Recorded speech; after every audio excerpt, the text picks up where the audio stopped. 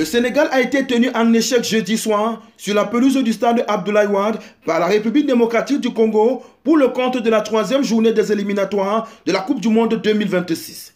Les Lions de la Teranga ont ouvert le score juste avant la mi-temps, puis ont été rattrapés en fin de match après un incroyable loupé de Nicolas Jackson.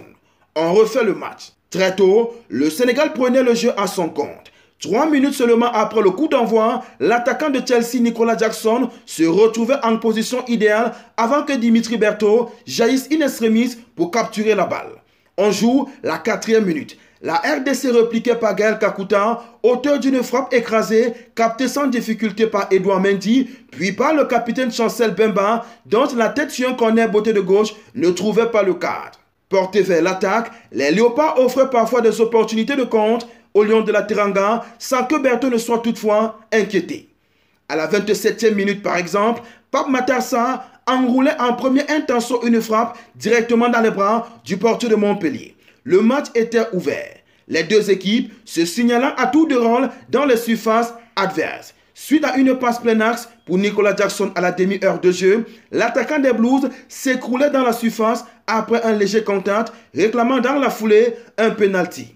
Mais sans l'avant, non utilisé pour ces éliminatoires, l'arbitre ne bronchait pas. 3 minutes plus tard, c'était Yohan Wissa qui croyait ouvrir le score pour les Léopards, mais l'attaquant était signalé hors jeu. Il a fallu attendre le temps additionnel de la première période pour voir l'ouverture du score. Ismaël Assar a concrétisé en 2 temps, avec l'aide du poteau, une passe en retrait de Nicolas Jackson. À la pause, le Sénégal mène 1-0. Au retour des vestiaires, le Sénégal ne baissait pas le pied, au contraire. Néanmoins, les hommes d'Aliou Cissé faisaient éminemment preuve de déchet. Souvent critiqué cette saison à Chelsea pour son imprécision notoire face au but, Nicolas Jackson expédiait une demi-volée à côté du poteau droit de Berthaud à la 52e minute, puis un enroulé au-dessus du but 2 minutes plus tard avant de manquer l'immanquable à la 82e.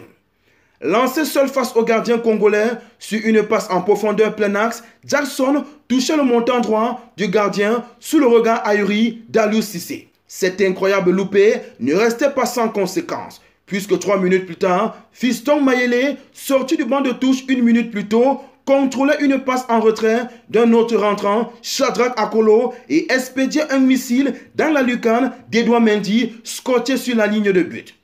Un but partout, on joue la 85e minute de jeu. Le Sénégal ne reprenait pas les devants malgré les intentions dans les arrêts de jeu. Les deux équipes se séparent au final sur ce score nul. Conséquence, le Sénégal perd la première place du groupe B au profit du Soudan, surprenant leader après sa victoire plus tôt contre la Mauritanie, 2-0. La RDC reste au contact à la 3e place. Vous venez de regarder On Sport sur notre page YouTube. Vous en voulez plus? Eh bien, abonnez-vous.